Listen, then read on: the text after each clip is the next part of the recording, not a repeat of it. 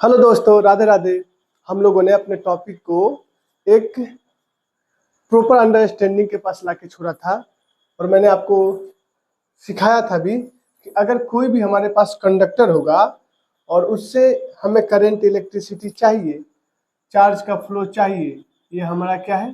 Conductor है। तो हमें एक ऐसा सोर्स चाहिए जो कंडक्टर के क्रॉस पोटेंशियल डिफरेंस मेंटेन कर दे। तो हमने क्या किया, एक बैटरी अप्लाई कर दी V वोल्ट की।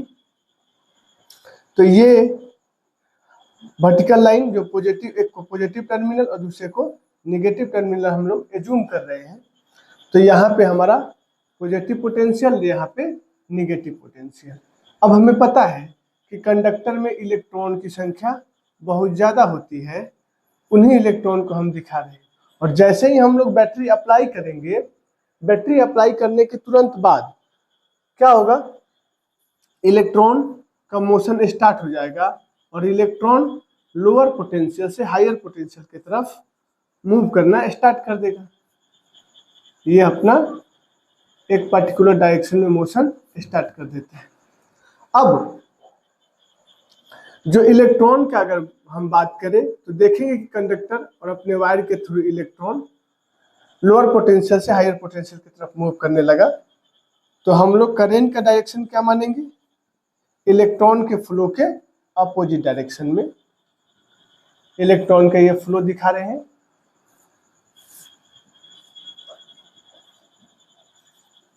तो अपना करंट का डायरेक्शन जो होगा हम इसके अपोजिट में ऐसे दिखा लेंगे। ये अपना क्या है? करंट का डायरेक्शन है, आई है ना, आई। इधर ये अपना करंट का डायरेक्शन हो जाएगा। अब ये चार्ज अगर यहाँ पे हम एक क्रॉस सेक्शन बनाए तो जितना इलेक्ट्रॉन इस क्रॉस सेक्शन से पास करेगा, हम लोग बात कर रहे हैं 1 सेकेंड के अंदर, जितना इलेक्ट्रॉन 1 सेकेंड के अंदर पास करेगा उसके संख्या को हम लोग दिखा रहे हैं n। ये हम लिख रहे हैं n electrons passes through given cross section, given ये क्रॉस और ये सेक्शन इन 1 सेकेंड, 1 सेकेंड में। ठीक है, 1 सेकेंड में जितना इलेक्ट्रॉन क्रॉस कर रहा है। तो इसके कॉरस्पॉन्डिंग हम लोग चार्ज का वैल्यू भी लिख सकते हैं। हम क्या लिखेंगे? चार्ज। अगर हमें चार्ज लिखना हो तो क्या लिखेंगे? चार्ज इक्वल टू क्या होता है? क्यू। हम लोग पढ़ चुके हैं क्वांटाइजेशन ऑफ चार्ज से, n इंटू ई। n क्या है? Number of electron crossing through the cross section, और ई क्या है?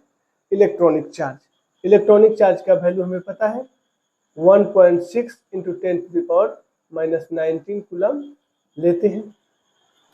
अब हमें करंट डिफाइन करना है, तो हम कैसे डिफाइन करें? करंट कैसे डिफाइन करते हैं? तो हमने बोला था कि अगर चार्ज को एक डिफरेंट डायरेक्शन में मूव कराते हैं तब हमें जाके किसी भी कंडक्टर के थ्रू करंट मिलेगा। तो हम यहाँ पे बोल सकते हैं कि अब मेरा इलेक्ट्रॉन एक डिफरेंट डायरेक्शन में मूव कर रहा है आफ्टर पोटेंशियल डिफरेंस मेंटेन करने के बाद।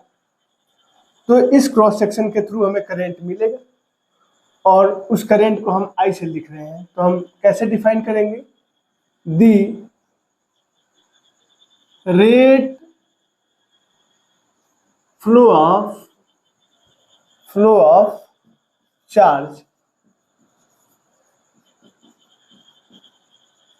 Through a given cross section in a conductor is called electric current.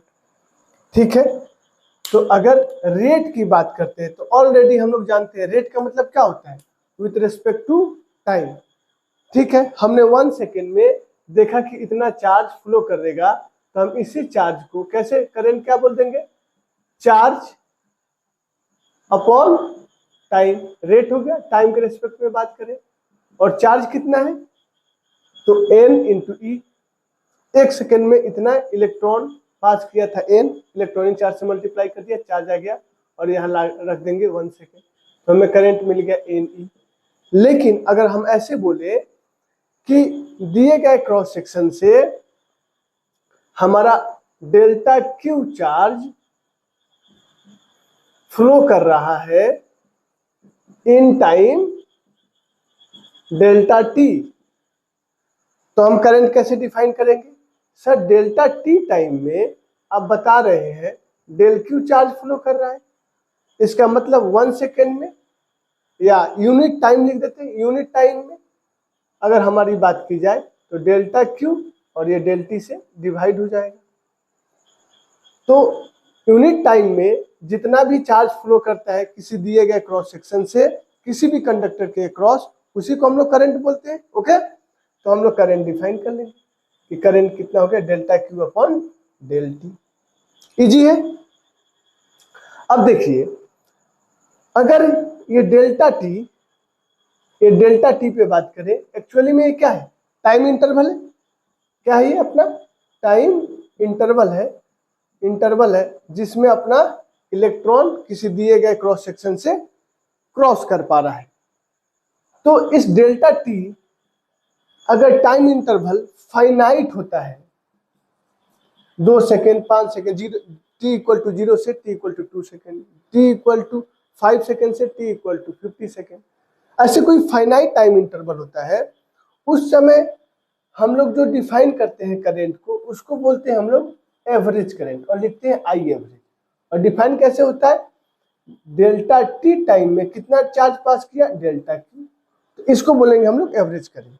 लेकिन अगर ये टाइम इंटरवल बहुत कम हो जाए, डेल्टा टी टेंड्स टू 0 हो जाए, बहुत कम, very very very very very less, तब हम लोग इसको बोलते हैं क्या, हम लोग बात कर रहे हैं एक इंस्टेंट ऑफ टाइम पे, इंस्टेंट ऑफ टाइम पे।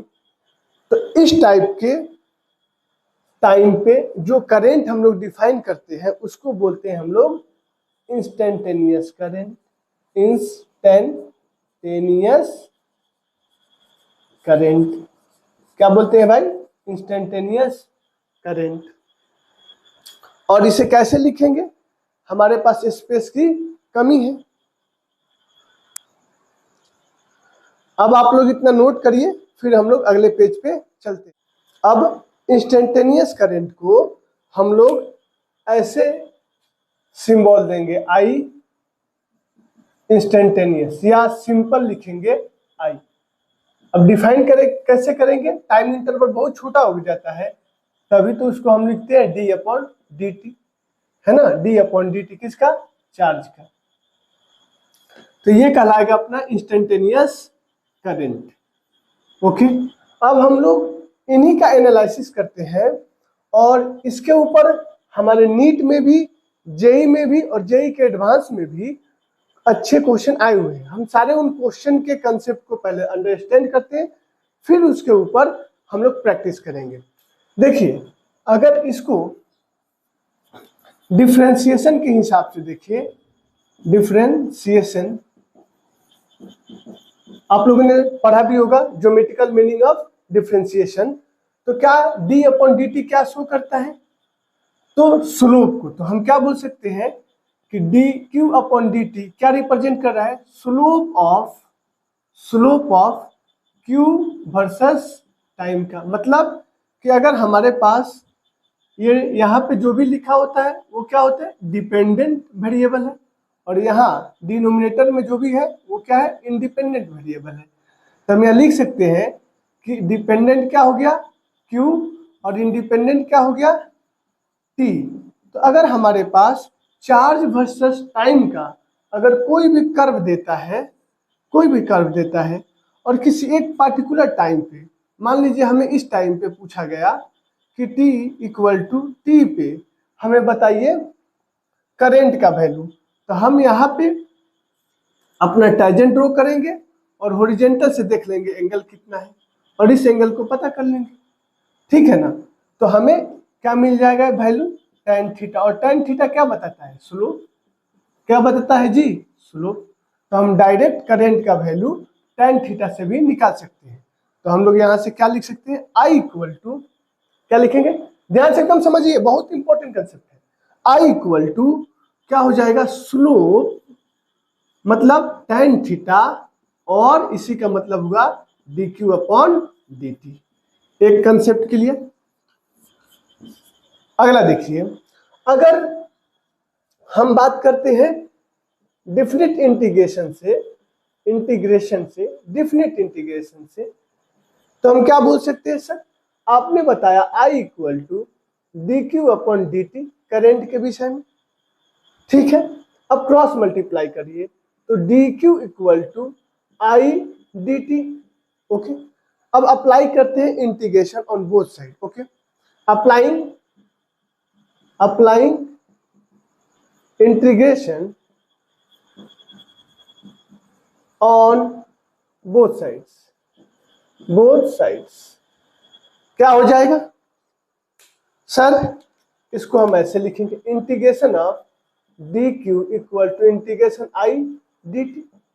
अब हमें टाइम का लिमिट देना है, जो भी होगा लोअर लिमिट t1 से अपर लिमिट t2 दे देंगे, ठीक है। तो dq का इंटीग्रेशन क्या हो जाएगा, q, dq का इंटीग्रेशन क्या हो जाएगा, q।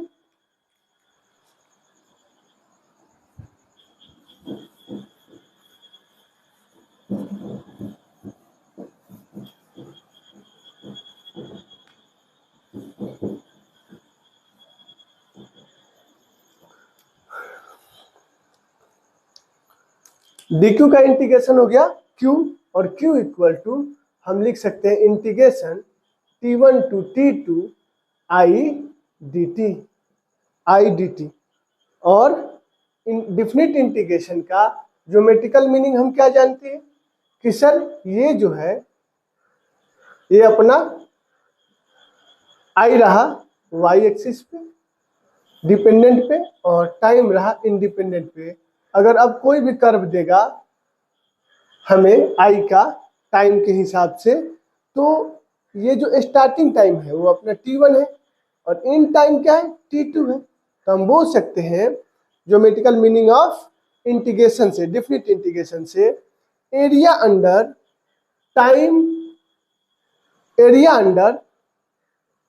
Current versus time curve gives what, total charge phloem through a given cross section of conductor. तो ये रिप्रेजेंट करेगा total charge flow Q, okay. अब इन्हीं कंसेप्ट के ऊपर हम लोग पूरी न्यूमेरिकल की डिस्कशन करेंगे। अब कुछ छोटे छोटे पॉइंट है जिसको ध्यान से आपको देखना है। पहला पॉइंट हम प्रॉपर्टी के रूप में लेंगे, नोट में लिख लेते हैं, नोट नंबर फर्स्ट, करेंट क्या बोलेंगे, current is not a vector quantity, vector quantity. Current को हम लोग वेक्टर क्वांटिटी नहीं मानते हैं, क्वांटिटी, ओके। तो सर क्यों, तो हम बोलेंगे current triangle law of vector addition को होल्ड नहीं करता है। क्या लिखेंगे, does not hold triangle law of vector addition, vector addition. इसका मतलब ये क्या है सर, अगर हमारे ऑप्शन में स्केलर होगा तो स्केलर देंगे, लेकिन अगर एक ही क्वेश्चन में ऑप्शन रहा कि current is a scalar, tensor, vector, none of these, तो अगर टेंसर लिख के आता है तो टेंसर को प्रायोरिटी देंगे, अगर टेंसर ऑप्शन में नहीं होगा तो हम लोग स्केलर को प्रायोरिटी देंगे, ओके। ये बात ध्यान रखना। तो हम इसे एज ए स्केलर बिहेव करेंगे। जैसे मेरा कहने का है कि अगर हम मानते हैं कि इधर से 2 एम्पियर करेंट आ रहा है और इधर से 5 एम्पियर करेंट आ रहा है और इनके बीच में एंगल थीटा इक्वल टू क्या आपको दिख रहा है, 90 डिग्री। तो अगर ये वेक्टर होता तो कैसे निकालते, A square plus B square plus 2ab और cos 90 का स्क्वायर। तो हम लोग वेक्टर है ही नहीं तो ये सारा कंसेप्ट यूज करेंगे ही नहीं, सिंपल सा स्केलर वाला समेशन का रूल यूज करना है। और ये 2 एम्पियर और ये 5 एम्पियर यहाँ पे ऐड होके इधर चले जाएंगे, कितना 7 एम्पियर, सिंपल सा। ठीक है, 2 ampere plus 5 ampere is equal to लिखेंगे 7 एम्पियर। तो हम लोग इस कंसेप्ट का यूटिलाइज करके एक न्यूमेरिकल सॉल्व करते हैं। हमसे बोला जा रहा है what are the magnitude and direction of the current I in the lower right hand wire. Lower right hand wire ये है और इसमें हमें करेंट आई का वैल्यू पूछा जा रहा है। ठीक है, यहाँ पे देखिए करेंट आई का वैल्यू इसमें पूछा जा रहा है, आई बताने। तो हमें पता है कि सिंपल हमें करंट को एज ए स्केलर रूप में यूज करना है। तो स्केलर में कैसे, इधर से जा रहा है देखिए 3 एम्पियर और इधर से आ रहा है 2 एम्पियर, मतलब ये जो अपना पॉइंट है इस पॉइंट पे कितना आया 5 एम्पियर। तो 5 एम्पियर इस पॉइंट पे आया तो ये 5 एम्पियर आगे निकल भी जाएगा, इसका मतलब यहाँ से 5 एम्पियर आगे जाएगा। ओके, अब ये 5 एम्पियर इस पॉइंट पे आ रहा है और इधर से देखिए तो हमारा 4 एम्पियर इधर से जा रहा है। अच्छा, 5 एम्पियर यहाँ पे आया, एक काम करते हैं पहले यहाँ पे 5 एम्पियर आया, 5 एम्पियर में अगर यहाँ से देखा जाए तो 2 एम्पियर इधर गया है और 1 एम्पियर इधर गया है, दोनों आउटगोइंग है, इसका मतलब इधर 3 एम्पियर गया होगा, उसी में से 2 एम्पियर इधर निकला होगा, 1 एम्पियर इधर निकला होगा। ठीक है ना, तो अगर 5 एम्पियर इधर गया, 3 एम्पियर इधर निकल गया, तो अपना इधर कितना बचा 2 एम्पियर, है ना। तो अगर इस जंक्शन को पकड़े, इस पॉइंट को पकड़े, तो इधर से 4 एम्पियर आ रहा है और इधर से 2 एम्पियर आ रहा है, तो यहाँ पे आता हुआ करंट 6 एम्पियर हो गया, 4 + 2 6, तो जाता हुआ करंट कितना हो जाएगा उतना ही 6 एम्पियर, कितना होगा जी 6 एम्पियर। ठीक है, अब इस पॉइंट को पकड़े तो 2 एम्पियर इस पॉइंट पे आ रहा है, इधर से 6 एम्पियर आ रहा है, तो टोटल कितना आया 6 + 2 8 एम्पियर, तो इधर निकल भी जाएगा कितना 8 एम्पियर, है ना। तो ये आई का वैल्यू कितना हो गया 8 एम्पियर, यही अपना क्या हो गया आंसर। ठीक है, क्लियर है। अब देखिए जो अपना नोट नंबर 2 है उस पे बात करते हैं, नोट नंबर 2 पे, नोट नंबर हम 2 के बात करते हैं। देखिए अगर हमारे पास कोई भी कंडक्टर हो, उसका क्रॉस सेक्शन वेरिएबल होगा, जैसे ये हम यहाँ पे लेते हैं एक कंडक्टर का पीस जिसका क्रॉस सेक्शन यहाँ पे ऐसे है, इसके साथ कोई दूसरा कंडक्टर ऐड हो जाए और उसका क्रॉस सेक्शन कुछ ऐसे है यहाँ पे, इसमें कोई तीसरा कंडक्टर हो जाए जिसका क्रॉस सेक्शन और इससे भी कम है, बहुत पतला है, और तब पूछा जाए कि बताइए अगर यहाँ से करंट आई एंट्री करेगा तो ये फर्स्ट जो कंडक्टर है, सेकंड जो कंडक्टर है और थर्ड जो कंडक्टर है, इनसे कितना कितना करंट पास करेगा, तो करंट इन सारे कंडक्टर से इक्वल ही पास करेगा। अगर आई है, क्रॉस सेक्शन कुछ भी हो उससे अपन को मतलब नहीं रहता, अगर आई यहाँ से एंट्री हुआ है तो आई इधर जाएगा फर्स्ट कंडक्टर से, सेकंड कंडक्टर से भी आई ही जाएगा, थर्ड कंडक्टर से भी आई ही जाएगा और फिर यहाँ से आई करंट निकल जाएगा। बस आपको ये बात ध्यान रखना है कि कंडक्टर के क्रॉस सेक्शन से, डायमेंशन से हमें यहाँ पे मतलब नहीं है, अगर सारे कंडक्टर एक दूसरे से कनेक्टेड है तो करंट इक्वली पास हो जाएगा। ठीक है, तीसरा अगर नोट नंबर हम 3 की बात करें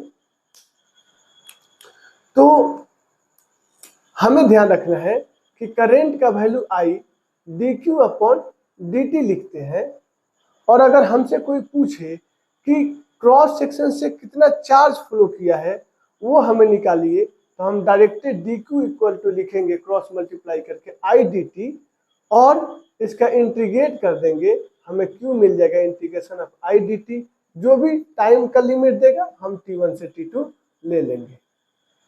ठीक है, दूसरी बात कि अगर हमें चार्ज और वर्सेस टाइम का कोई भी कर्व देगा और कोई पार्टिकुलर टाइम पे हमसे पूछेगा कि करंट का वैल्यू बताइए, तो हम वहां पे उसका स्लोप बना लेंगे, टेंजेंट ड्रॉ करेंगे और उसका tan थीटा का वैल्यू निकाल लेंगे, तो हमें मिल जाएगा करंट का वैल्यू। या हमें चार्ज दिया फंक्शन ऑफ टाइम, तो हम क्या करेंगे, चार्ज को टाइम के रिस्पेक्ट में डिफ्रेंशिएट कर देंगे, तब भी हमें करंट मिल जाएगा। और उसमें अगर कोई एक पार्टिकुलर टाइम दिया कि t इक्वल टू 5 सेकेंड पे, तो पहले हम क्या करेंगे, चार्ज जो फंक्शन है टाइम का रखेंगे, एक बार डिफ्रेंशिएट करेंगे और फिर t equal to 5 second, 2 second, 8 second जो भी देगा पुट करके उस पार्टिकुलर टाइम पे करंट पता कर लेंगे।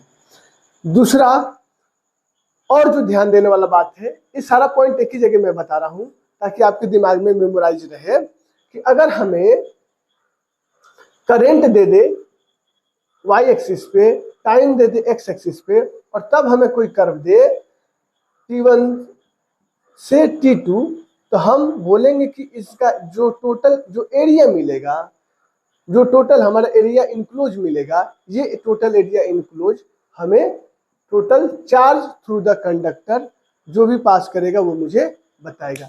ये ओवरऑल हमारा करंट इलेक्ट्रिसिटी की पूरी बेसिक हो गई। हम इस पे और कुछ न्यूमेरिकल प्रैक्टिस करते हैं जेई और नीट के ऊपर, ताकि आपकी कंसेप्ट बिल्डअप हो जाए। ओके, तब तक इसे आप नोट करिए। आइए हम लोग अपने क्वेश्चन पे बात करते हैं। हमारे सामने एक क्वेश्चन है, 10 to the power 20 electrons each having a charge of 1.6 into 10 to the power minus 19 coulomb. हमें पता है कि हमें कितना इलेक्ट्रॉन दिया, n का value, n equal to 10 to the power 20 electrons, है ना। और एक इलेक्ट्रॉन पे चार्ज भी हमें पहले से याद है, एक इलेक्ट्रॉनिक चार्ज का value 1.6 into 10 to the power minus 19 coulomb होता है, लेकिन हमें क्वेश्चन में भी दे रखा है। ठीक है, pass from a point A towards another point B, मतलब कोई पॉइंट हमारा मान लेते हैं ए है यहाँ पे, और ये सारे इलेक्ट्रॉन पास कर रहे हैं दूसरे पॉइंट बी की तरफ, तो ये इलेक्ट्रॉन का फ्लो का डायरेक्शन हो गया। तो हमें पता है कि जो इलेक्ट्रॉन के फ्लो का डायरेक्शन बताता है, बोला जाता है, जो हमारा इलेक्ट्रॉन के फ्लो का डायरेक्शन होता है उसके अपोजिट में करंट का डायरेक्शन मानते हैं। तो हम बोलेंगे करंट किधर से फ्लो करेगा, तो B to A. Okay, in 0.1 second, मतलब ये जो करंट हमें मिल रहा है ए टू बी इलेक्ट्रॉन जो फ्लो करके जा रहा है, उसमें टाइम कितना लग रहा है, 0.1 सेकेंड। मतलब ये क्या है, डेल्टा टी दे दिया, टाइम इंटरवल दे दिया। तो हमें बताना है what is the current in ampere. तो ये कौन सा करंट होगा भाई, एवरेज करंट होगा। क्यों होगा एवरेज करंट, क्योंकि हमें एक दिए गए टाइम इंटरवल में पूछ रहा है। अगर जब भी हमने आपको पहले ही समझाया टाइम इंटरवल देगा तो हम लोग एवरेज करंट का बात करते हैं। तो ये अपना हो गया एवरेज करंट। तो एवरेज करंट कितना लिखेंगे, तो charge phloem upon total time interval. Charge phloem, electron कितना है n, तो n, और जो इसकी इलेक्ट्रॉनिक चार्ज है मल्टीप्लाई कर दो, चार्ज मिल गया, अपॉन जो भी टाइम इंटरवल है 0.1 सेकेंड। अब n का वैल्यू रखते हैं, n का वैल्यू कितना है जी, तो हमें दिया है 10 to the power 20 into 1.6 into 10 to the power of minus 90, ये कूलम हो गया, डिवाइडेड बाई 0.1। इस डेसिमल से हम 1.6 वाला डेसिमल कैंसिल कर दिया, ये और ये कैंसिल हो गया, तो हमारा कितना बचा 16 और 10 to the power 20 है, 10 to the power 90 है। तो हमें पता है कि पावर क्या होते हैं, ऐड हो जाते हैं जब बेस सेम होता है। तो 10 to the power 20 माइनस 19 कितना हो जाएगा, 16 into 10 to the power of 1, और ये अपना आ गया 160 एम्पियर। यही अपना आंसर हो गया। ठीक है, बहुत इजी क्वेश्चन था। तो हमने एक एवरेज करंट कैसे पता करते हैं हमें समझ में आ गया होगा। अगला क्वेश्चन देखिए यहाँ पे कि हमारे पास if Q equal to 2t square plus 3 find current at t equal to 2 second. इस बार क्या बोला, t इक्वल टू 2 सेकेंड। यह एक पार्टिकुलर टाइम है, और जब भी हमें कोई एक पार्टिकुलर टाइम दिया जाएगा तो हम किस करंट की बात करते हैं, इंस्टेंटेनियस करंट। लेकिन हमसे तो पूछा जा रहा है करंट, लेकिन दिया क्या है हमें, चार्ज। तो हमें पता है कि सर I इंस्टेंटेनियस करंट को हम लोग डिफाइन करते हैं rate of change of charge D q upon d T. इसका मतलब d अपॉन डी टी और चार्ज को यहाँ पे लिख लीजिए 2t स्क्वायर प्लस 3। ओके, अब हमें डिफ्रेंशिएशन का कौन सा फॉर्मूला यूज करना पड़ेगा? यहाँ पे भी जाएगा डिफ्रेंशिएशन और यहाँ पे भी जाएगा। हम यूज करेंगे डिफ्रेंशिएशन ऑफ, अगर x to the power of n dx होता है तो क्या करते हैं, पावर को पहले लिखते हैं इनटू जो यहाँ पे एक्सप्रेशन है सेम एक्सप्रेशन यहाँ है तो एज इट इज लिखेंगे और पावर को एक कम कर लेंगे। अगर इस कंसेप्ट का यूज करें तो क्या मिलेगा मुझे, जब डिफ्रेंशिएशन इस टर्म पे गया तो 2 कांस्टेंट है बाहर आ गया और t का पावर 2 है तो पावर को पहले लिखिए 2 और t एज इट इज और पावर एक कम करेंगे तो 2 माइनस 1 1 हो जाए। ये हो गया। जब डिफ्रेंशिएशन इस पे जाएगा 3 पे तो 3 क्या है, कांस्टेंट है और हमें पहले से पता है कि differentiation of constant with respect to independent variable क्या मिलता है, 0। तो ये क्या लिखेंगे, 0। चाहे यहाँ x हो चाहे t हो, कोई भी इंडिपेंडेंट वेरिएबल लेंगे, अगर कांस्टेंट होगा तो डिफ्रेंशिएशन 0 होगा। ओके, मजा आ रहा है ना क्वेश्चन में? और आप ये समझ लीजिए इससे टफ क्वेश्चन आपको नहीं मिलने जा रहे हैं नीट में भी या जेई में भी। बेसिक करंट का क्वेश्चन जो आएगा इसी के ऊपर आएगा, आपको बस ऐसा ही क्वेश्चन पे प्रैक्टिस करना है। और आपको प्रैक्टिस के लिए हम यूट्यूब पे बहुत सारे क्वेश्चन का सेट भी ला रहे हैं, उसके लिए आपको परेशान नहीं होना है, बस हमारे चैनल से लगे रहिए, जुड़े रहिए और पढ़िए। 2 2 जा कितना हो गया, 4 इंटू टी। अब ये हमारा आ गया करंट का वैल्यू, लेकिन मुझे करंट कब चाहिए, t इक्वल टू 2 सेकेंड पर। इसे कैसे लिखेंगे, हमको करंट चाहिए t इक्वल टू 2 सेकेंड पे, तो ये 4 हो गया और t के जगह पर पुट कर देंगे 2, तो 4 2 जा 8 एम्पियर। ये अपना क्या हो गया, फाइनल आंसर। आप इसे नोट करिए। अब हम लोग इस क्वेश्चन को देखते हैं। देखिए इस क्वेश्चन को, the current in a wire varies with time according to the relation I equal to 4 plus 2t। हमें क्या दिया, हमें करंट का वैल्यू दे दिया, लेकिन करंट फंक्शन है किसका, टाइम का, 4 प्लस 2t। आगे बोला गया है हमसे determine the quantity of charge, क्या निकालना है हमें, q।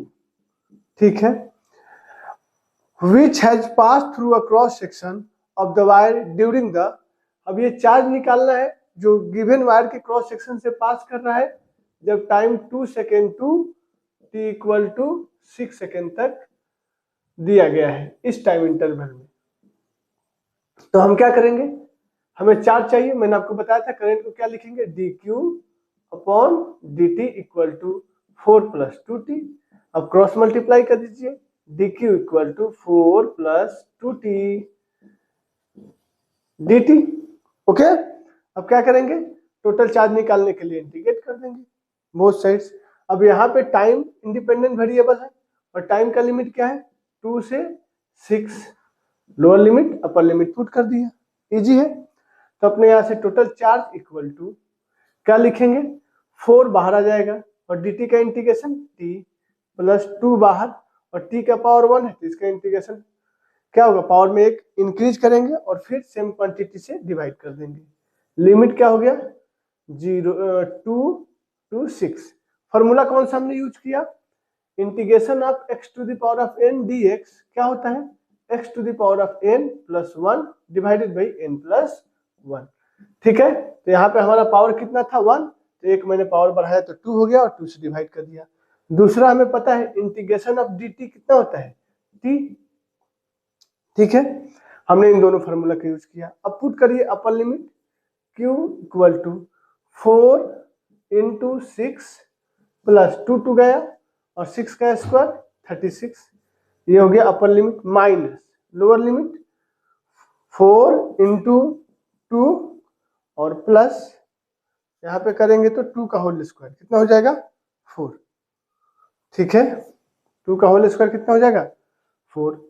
कितना आ गया, 24 प्लस 36 और ये हो जाएगा 4 2 जा 8 प्लस 4 12।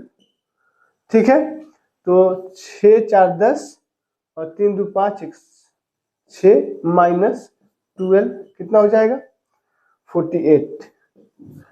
और चार्ज का यूनिट क्या होता है, कूलम, है ना। ये काफी अच्छा क्वेश्चन है और आपको पूरी अंडरस्टैंडिंग दिया होगा कि हम लोग किस प्रकार से करंट के थ्रू चार्ज का वैल्यू निकाल सकते हैं। तो मैंने एक बेसिक तौर पे जितनी भी क्वेश्चन पॉसिबल थी करंट के ऊपर मैंने सब बताई, और आप जो कंसेप्ट पढ़ाए हैं उसके हेल्प से बाकी कोई भी अगर दूसरी टाइप की भी लैंग्वेज यूज की जाएगी तो आप उसे क्वेश्चन को पढ़ के और इस कंसेप्ट को यूटिलाइज करके उसे सॉल्व कर सकते हैं। आप इस क्वेश्चन को नोट कर लीजिए। ओके।